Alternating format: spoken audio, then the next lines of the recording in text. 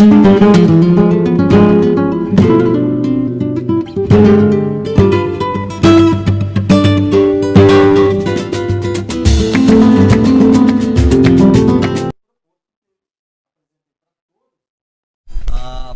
proposta do programa Fala Preta em trazer pessoas de outros lugares através da internet, essa maravilha que é a tecnologia, para poder falar aquilo que nós acreditamos que tem que ser dito. Então, Vanessa, boa tarde mais uma vez, obrigado, fique à vontade, manda bala, garota. Boa tarde, você me disse se o áudio está muito bom, se não tá, como é que tá? Ótimo. Então, eu novamente vou agradecer o convite e vamos começar. Para mim, hoje, né, é muito importante quando a gente fala das questões raciais, o que bate muito para mim é se o negro está hoje ou não empregado, se o negro está conseguindo sobreviver, se ele está conseguindo produzir, se ele está conseguindo consumir, assim por diante. Porque para mim me preocupa muito mais se o negro ele vai conseguir sobreviver, né? Se ele vai conseguir passar pela vida sem ser uma coisa muito sofrida, como a gente está acostumado, como a gente naturalizou as questões raciais no Brasil, do negro sempre sofrendo, com ausência de oportunidades. Então, sempre quando eu falo sobre negritude, eu quero muito falar sobre a empregabilidade do povo preto. Como é que a gente está lidando com isso? Como é que tá nas empresas? Como é que está funcionando isso para a gente? E quando você me convidou, eu achei que esse seria o melhor tema para poder debater. Eu não sei como é que funciona nas pequenas metrópoles, como é que se dá isso. Como eu sou de São Paulo, as discussões sobre diversidade, sobre representatividade e hoje sobre equidade está muito maior do que estava há 2 ou 3 anos atrás. Então hoje eu estou vendo muitas empresas tendo que correr para poder preencher cotas dentro dos seus espaços com pessoas negras, né? E a gente também teve, né, depois do ProUni e tudo mais, né, a gente teve uma formação de negros em massa, hoje em São Paulo a gente tem um grupo de intelectuais negros, né, formando uma base muito boa para que a gente possa se desenvolver, que a gente possa trabalhar as nossas questões, que a gente possa ter oportunidades no mercado de trabalho, né?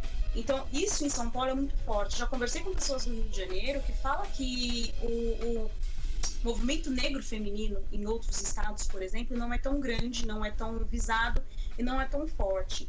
Pelo fato disso ser eu não sei se é o núcleo que existe aqui em São Paulo ser muito forte, a gente consegue discutir muito mais isso daí. Hoje, eu trabalho numa empresa que ela é uma empresa de recrutamento e seleção.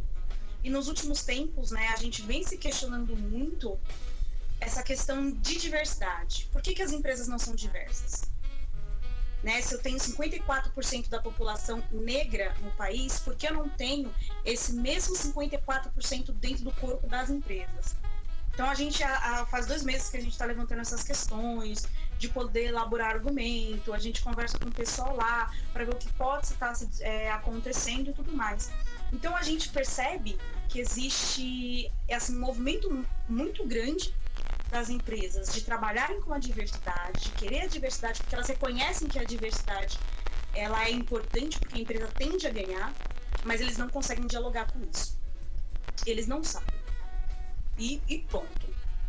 Então, a gente tem dentro disso vários outros fatores, porque se você pega uma pessoa negra, você consegue achar, né, essa pessoa negra para preencher tal vaga, você coloca ela naquele espaço, não existe uma continuidade neste trabalho, né? Você coloca assim o negro lá, como muitas militantes você vai ouvir falar esse termo, que a pessoa acaba sendo negro único naquele espaço, e isso tem um peso diferente, né? Tem uma medida diferente, e não existe uma continuidade nesse trabalho.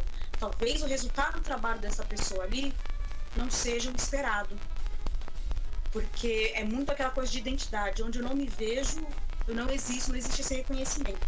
Então tem toda uma discussão em cima de empresas que querem negros, que querem LGBTs, que querem a diversidade inserida nesses espaços, mas não estão preparadas para isso.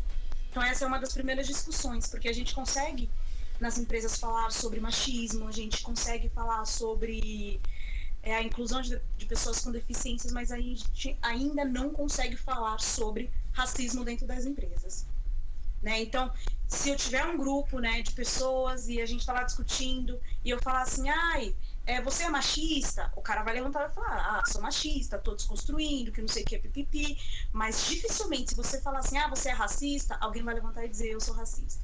Então, se você não fala, você não acha o problema. E se você não acha o problema, você não consegue trabalhar, né? Então, esse é um dos pontos que dificulta, né, a inserção dessas pessoas nesses espaços.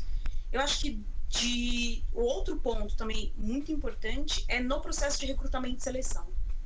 A gente tem menos de 3% da população brasileira que fala inglês fluente. Pessoas negras que tiveram históricos, né, como os nossos, por exemplo, o meu, por exemplo, elas veem uma vaga em inglês, né, e elas não vão se candidatar a essa vaga, elas não vão ir buscar o acesso a essa vaga, porque elas já olham para aquilo e já acham que aquilo não é uma coisa para elas, né? Então, hoje, a gente precisa trabalhar muito a adequação da linguagem, né? Como as empresas querem buscar esses profissionais, né? Onde elas vão buscar esses profissionais, porque elas buscam diversidades em espaços que não existem, elas vão correndo atrás dessa diversidade em espaços que não existem, e quando eu falo espaços que não existem, eles acham que eles vão encontrar diversidade numa faculdade como Mackenzie, por exemplo. Não existe. Então é muito importante que eles saibam que quando a gente fala sobre diversidade, a gente fala de uma população que não tem acesso ao ensino superior, que a mensalidade é 2 ou 3 pau. Né? Então a gente já precisa assim dar aquele chacoalhinho e falar, então, você quer diversidade? Você não vai encontrar na USP, você não vai encontrar no Mackenzie, você não vai encontrar em PUC e enfim, né? Mas, com certeza, se você for naquela faculdade um pouquinho mais simples, com valor mais acessível, você vai encontrar a diversidade ali. Então, a gente tem essa dificuldade de tornar o acesso dessas pessoas um pouco mais democrático. Coisa que não é nem democrático quando a gente chega nas faculdades. Porque quando você faz essa separação de uma mensalidade, meu Deus, de 2, 3 mil reais, você deixa claro quem é que vai estar lá e quem não vai estar. E quando você deixa claro quem é que vai estar lá, você de alguma forma ou outra está segregando. Se eu sei que uma pessoa pobre, uma pessoa simples, não tem acesso a 2 ou 3 mil reais para investir em educação. É um dos pontos que a gente precisa trabalhar. Sim, aproveitando o gancho, Vanessa, no programa passado a gente debateu um pouco sobre a questão das políticas públicas, né, na área da educação. É fundamental pensar na política pública de acesso à universidade, né? A perspectiva do atual governo é a perspectiva meritocrática, né? O novo ministro da Educação defende isso e possivelmente políticas de acesso ao ensino superior público vão ser desmontadas, né? Como o ProUni, o SISU, o Enem e outros elementos que podem facilitar o acesso das pessoas da população mais pobre, e aí no caso específico da população preta, porque a classe social no país tem cor, né? E também a discussão que vai ser negada da universalização do acesso ao ensino superior, né? Que a gente sabe que essas unisquinas da vida cobram mensalidades muito altas e são fábricas de certificação em massa. Isso deteriora muito a qualidade da formação dessa população também, né? Exatamente. Eu sou bolsista, né? Fui bolsista do ProUni de 2000, acho que foi a segunda ou terceira leva de bolsistas do ProUni. Eu entrei na segunda turma de bolsistas na Belas Artes aqui de São Paulo, uma das melhores faculdades de comunicação que a gente tem, de comunicação e arte. Nem eu acreditei quando isso aconteceu, né?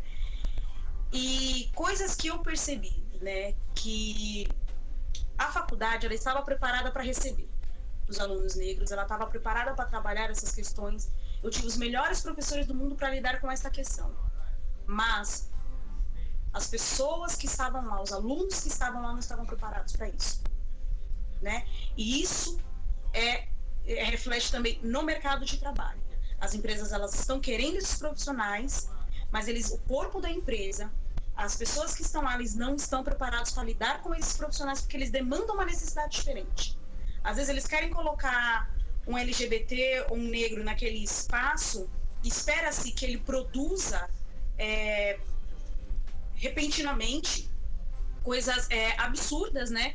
Numa demanda que ele não vai conseguir por conta de fatores que as pessoas no entorno não reconhecem, porque eles não vivem isso, eles não vivenciam a diversidade, e por não vivenciar, eles não dialogam com isso, então eles não conseguem reconhecer itens que dificultem a evolução dessas pessoas dentro dos espaços, que também foi o que aconteceu quando eu entrei na faculdade. Então, você tem um sistema de pessoas que cobram 2 ou 3, que pagam 2 ou 3 mil reais para os seus filhos estudarem com pessoas que não são como eu. Então eles se sacrificam para que os próprios filhos deles não tenham acesso às pessoas diversas como eu. Então, assim, a faculdade de Belas Artes foi a melhor experiência que eu tive na vida, mas também foi a pior, né? Porque você tinha pessoas que olhavam assim para sua cara e te chamavam de morto de fome. Tudo isso que a gente fala hoje livremente, consegue denunciar, naquela época ainda não se conseguia, porque a gente não nomeava ainda as coisas, né? As pessoas que se formaram naquela época e que hoje estão falando sobre desconstrução, falando sobre equidade racial, são as pessoas que também estavam estudando na minha época e que passaram por isso. Então, eu fiz toda uma formação de ausência de povo preto, de referências negras em todos os espaços, né?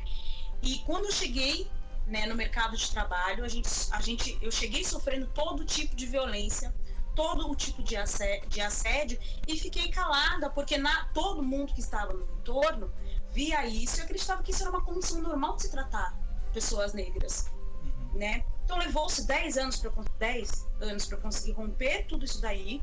Aí quando eu tive esse grupo de intelectuais negras, vamos colocar assim, que começou a falar e bater de frente, falar não, os processos seletivos nas empresas são racistas, né?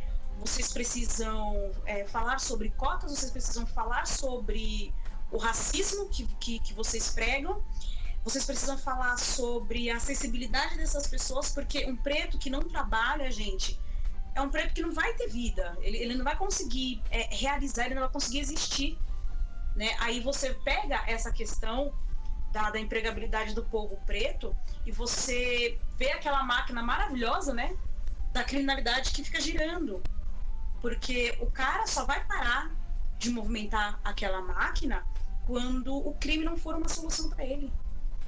Então a gente tem muitas outras questões que a gente consegue quebrar quando a gente emprega pessoas negras. Várias questões, na verdade. Verdade. Bom, Vanessa, vamos guardar um pouco desse debate para o próximo bloco, que está muito bom, assim, esse debate é fundamental na nossa sociedade. E aí a gente continua, vamos fazer um bloco de músicas agora, inclusive atendendo um outro pedido seu, e aí a gente volta para mais esse debate, ok? Ok. Bom, você que quer participar, quiser fazer uma pergunta aqui no programa, 3281-2207, aqui na Serrana FM, pode ligar, quiser fazer a pergunta direto para a Vanessa, a gente passa a pergunta para ela e a gente vai tocando aqui o programa Fala Preta desse dia 5 de janeiro de 2019, hein? Quem diria, chegamos lá em 2019. 87,9. Muito mais música. Muito mais música.